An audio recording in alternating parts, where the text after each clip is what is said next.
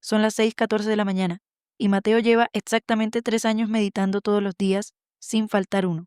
3 años de retiros, de respiración consciente, de leer cada libro que promete despertar algo dormido dentro de él.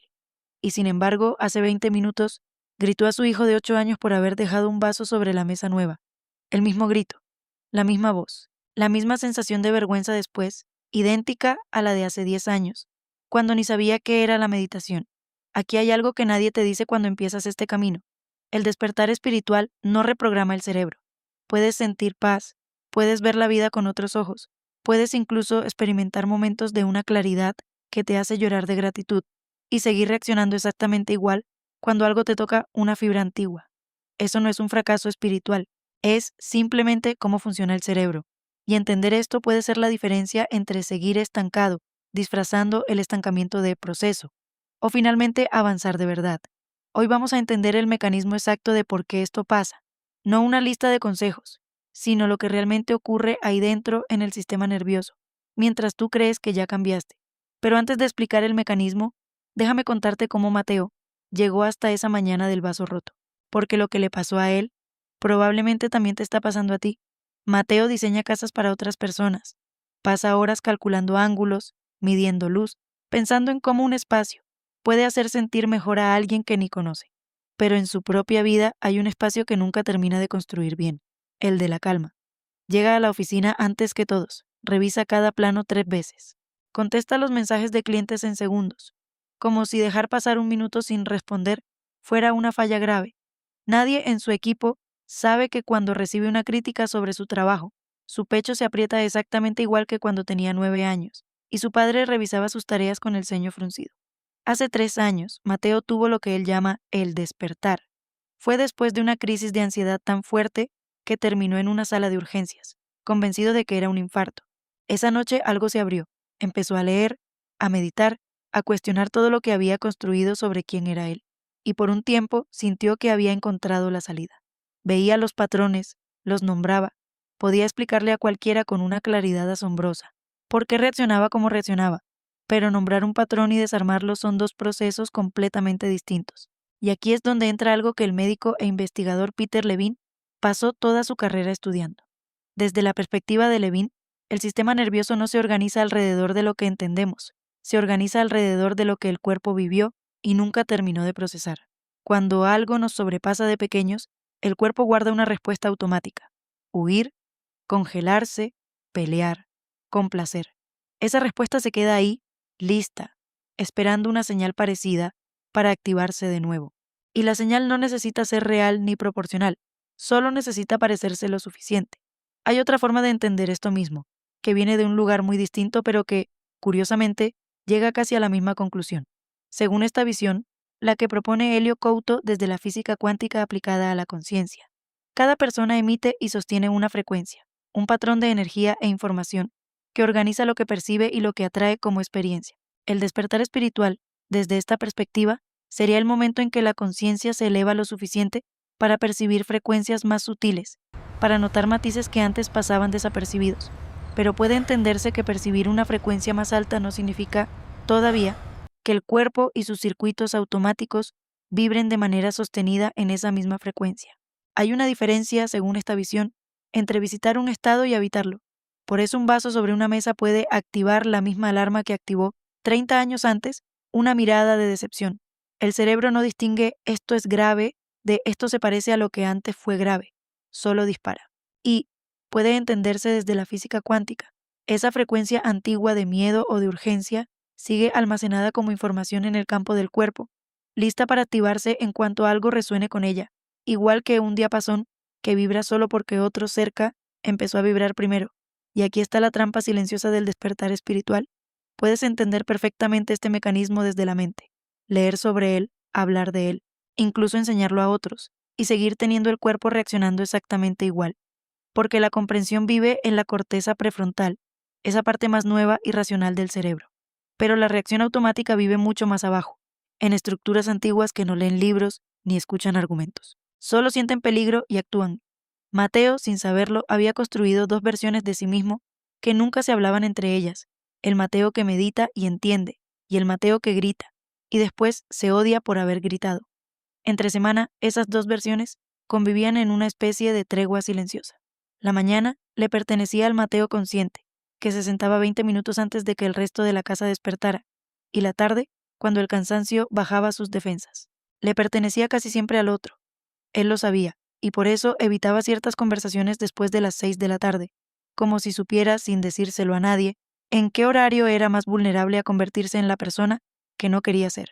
Y entre esas dos versiones había algo específico que pasó hace apenas 2 semanas, algo que él todavía no le ha contado a nadie, ni siquiera a su esposa, algo que vamos a entender más adelante, porque es justo ahí donde este patrón terminó costándole algo que de verdad le importaba. Vamos a hacerlo simple. Imagina que tu cerebro tiene dos sistemas de tránsito. Uno es como una avenida nueva, ancha, recién pavimentada. Esa es la comprensión consciente, lo que aprendes en terapia, en meditación, en este mismo video. El otro es un camino de tierra que se formó hace décadas, lleno de huecos, pero que tus pies conocen de memoria porque lo caminaron miles de veces. Cuando hay estrés, cuando hay una amenaza real o percibida, el cerebro no elige la avenida nueva, elige el camino conocido, porque la velocidad y la familiaridad importan más que la comodidad en ese instante. Eso es, literalmente, neuroplasticidad funcionando al revés de cómo la imaginamos. Creemos que basta con saber algo nuevo para que el cerebro lo adopte, pero la neuroplasticidad no premia la comprensión, premia la repetición. Cada vez que reaccionas de la forma antigua, ese camino de tierra se vuelve un poco más firme. Y cada vez que practicas de verdad una respuesta distinta, no solo la piensas, la practicas en el cuerpo. La avenida nueva se va pavimentando un poco más. Puede entenderse desde la visión de Helio Couto que esto mismo ocurre a nivel de frecuencia. La conciencia puede elevarse en un instante, un libro, un retiro, una crisis que abre algo, pero el campo de información que sostiene tu cuerpo, tus células, tus reacciones automáticas, no se actualiza con la misma velocidad. Sigue sosteniendo la frecuencia en antigua hasta que repetidamente eliges desde el cuerpo una vibración distinta. La intención sin repetición sostenida, según esta perspectiva, es solo una posibilidad que todavía no se volvió realidad vivida.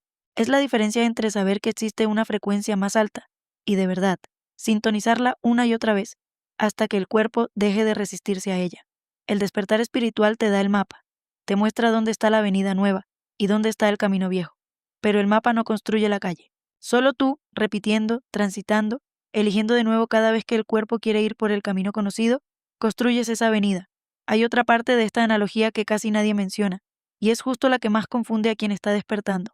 El camino de tierra no desaparece solo porque dejaste de usarlo un tiempo. Sigue ahí, esperando, porque el cerebro no borra rutas, las deja en reserva, por si las necesita. Esto explica por qué alguien, después de meses sintiéndose en paz, sintiendo que ya lo superó, vuelve a reaccionar igual que antes frente a una situación de suficiente intensidad. No es que retrocedió, es que el cerebro, bajo presión, siempre prioriza la ruta más antigua y más reforzada, porque desde su lógica primitiva, lo conocido es sinónimo de sobrevivido. Lo nuevo, en cambio, todavía no tiene historial de haber funcionado bajo amenaza real. Por eso, Levine insiste tanto en algo que suena casi contradictorio. No se trata de evitar la activación del sistema nervioso. Se trata de aprender a transitarla sin quedar atrapado en ella. Cada vez que sientes esa opresión conocida y, en lugar de huir de ella o de analizarla fríamente, le permites al cuerpo completar el movimiento, temblar, respirar distinto, moverse. Estás literalmente enviando información nueva a ese sistema antiguo. Le estás diciendo, en un lenguaje que el cuerpo sí entiende, que esta vez es distinto, que esta vez sí hay una salida segura. Esto explica por qué tantas personas que llevan años en este camino, meditando, leyendo, asistiendo a retiros, siguen teniendo los mismos detonantes, las mismas reacciones desproporcionadas, el mismo patrón con la pareja, con los hijos, con el jefe. No es que el despertar no haya pasado, es que el despertar abrió los ojos, pero el cuerpo sigue caminando con los pies de siempre. Y aquí quiero preguntarte algo, porque creo que esto es más común de lo que se habla. Escribe en los comentarios cuál de las tres eres tú. Ah, ya entiendo perfectamente mis patrones, los puedo explicar con detalle, pero cuando el momento llega, mi cuerpo reacciona igual que siempre, como si la comprensión no llegara a tiempo. B, siento que algo en mí reacciona de forma exagerada en ciertas situaciones, pero no sé exactamente de dónde viene ni cómo nombrarlo todavía. C, llevo meditando 6 meses y ya me siento un maestro zen, hasta que alguien me cierra el paso en el tráfico. Lo que Levine descubrió, trabajando con personas que vivieron eventos abrumadores, es que la sanación real no ocurre cuando entendemos lo que pasó. Ocurre cuando el cuerpo finalmente completa el movimiento que quedó congelado. cuando esa energía atrapada encuentra una salida segura, lenta, sentida.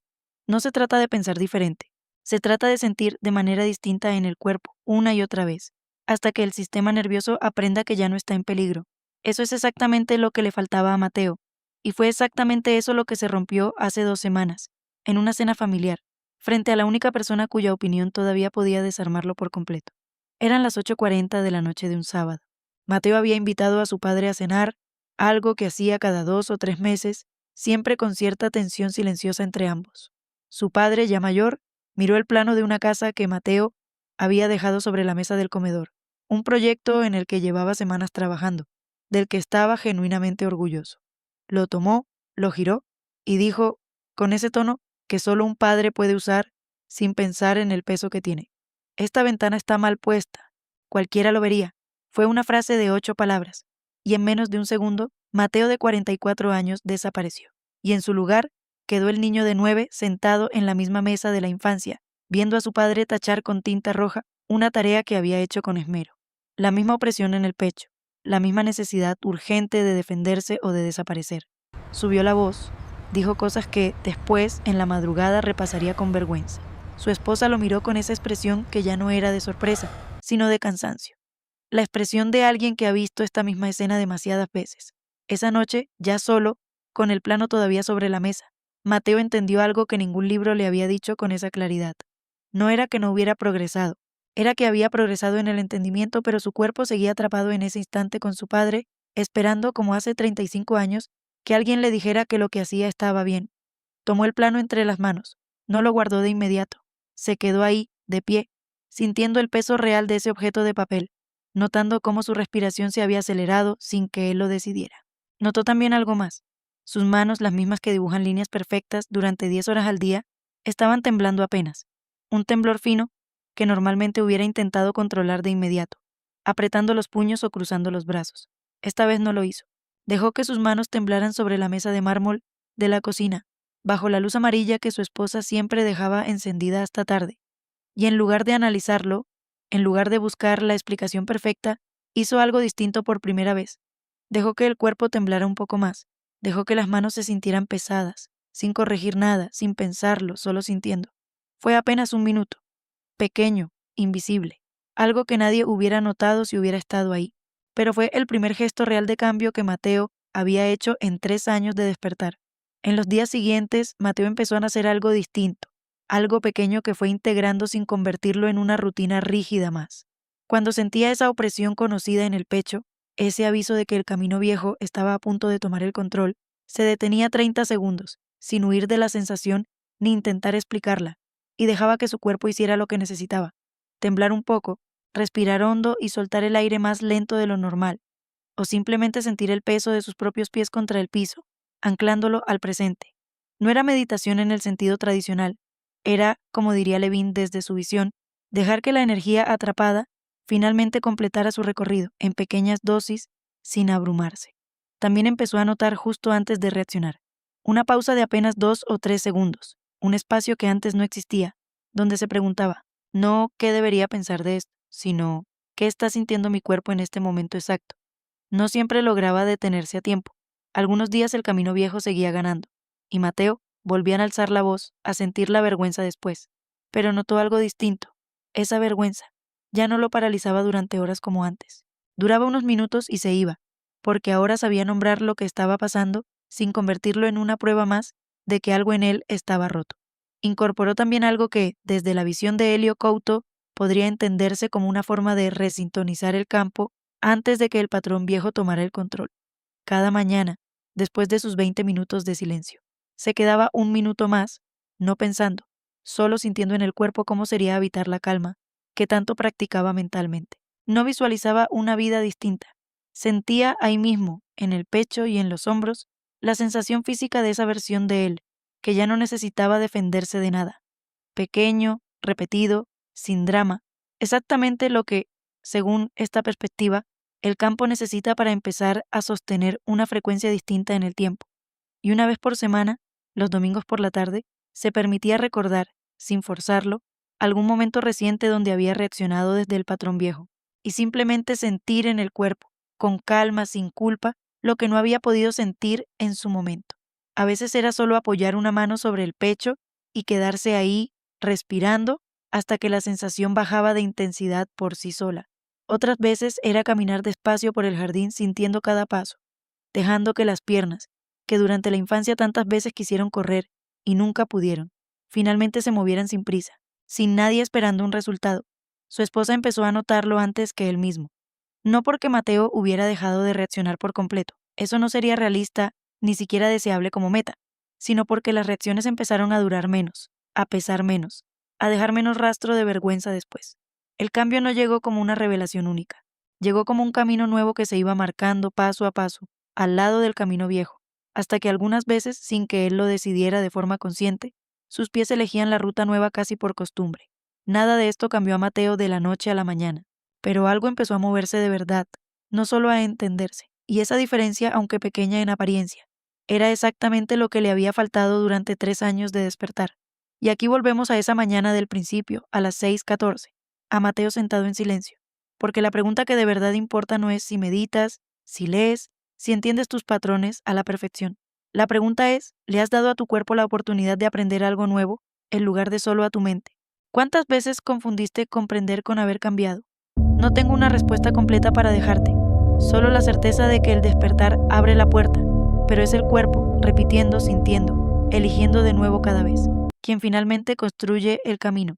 Y quizás la pregunta más honesta que puedas hacerte esta noche no sea cuánto has avanzado, sino cuántas veces le has dado a tu propio cuerpo la oportunidad real de aprender algo distinto. Yo soy Frecuencia Rara. Hasta el próximo campo.